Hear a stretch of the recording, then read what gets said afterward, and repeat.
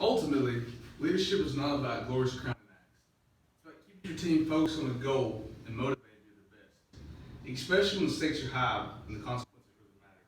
It's about laying the groundwork for other success and then standing back and letting them shine. That quote's from the first Canadian astronaut in space, Chris Hadfield. And it paints a picture of the characteristics that a true American and hero should face, or should possess, that being what Herschel Woody Williams had. On December 7th, 1941, the attack on Pearl Harbor rang out, causing Herschel as well as millions of other men to be drafted into the war. At that time, soldiers were being sent to Iwo Jima. Iwo Jima was an island just south of Tokyo that had multiple islands that went along with it. But Americans knew, and I was reading an encyclopedia online, that Americans knew that if we were able to take over Iwo Jima, we were able to put landing strips and put places to bring ships in and bring supplies so we could later attack the further mainland in Japan. That's what needed to be done. That's why they were sending troops, and Herschel had to be one of them. Herschel at the time promoted up to be sergeant over his men, which was 6 guys at the time. Herschel and his men got on Iwo Jima and they started going through the brush and they started fighting. And a couple hours in, Herschel said he looked back and he realized that all his men were dead. It was just him and a few Marines he saw sitting up on the beach.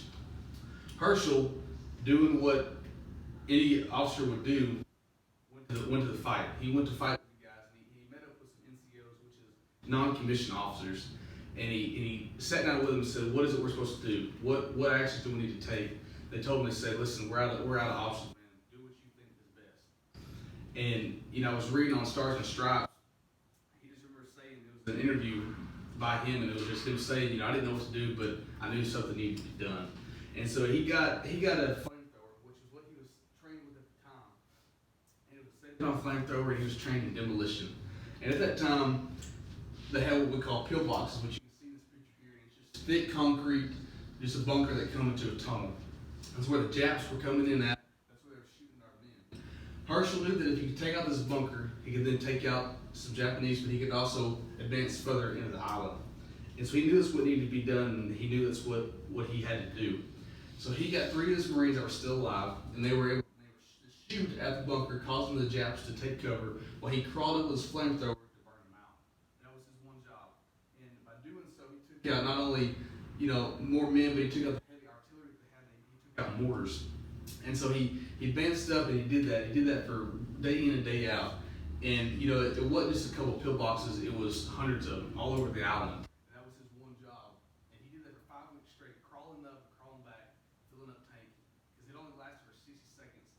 Because I was reading online at militaryhistory.com, and for 60 seconds, that's all he had a flame. That's all he had to do with it. And he had no guns, nothing like that, but a flamethrower. So he had to crawl there to the pillbox and crawl back every time, get another tank to go on further. So he was sitting there, and it was him and his men, and they eventually came to the last pillbox, and they ended up winning Iwo Jima. So it was because of him that we had the freedom, that we won that war. And you can see here in the pictures that we see all over, we see all over the internet, them raising the flag. That was because of him. Without him, we wouldn't have that. And so I asked y'all today, look at our society today, and we think, what happened? Where are those men in our society today? He didn't do those heroic actions for the fame. That's not what he did them for. He did it because he cared for his team and he knew what needed to be done. He stepped up, and he became the Herschel Williams that we all know to be a true American hero. So I ask you all today, step up and be the Herschel Williams in your society today. Thank y'all. Is that better? I think that was good. I feel like I stumbled a little bit. I thought it was better. What time did you get? It was like 3:55, but I started after him.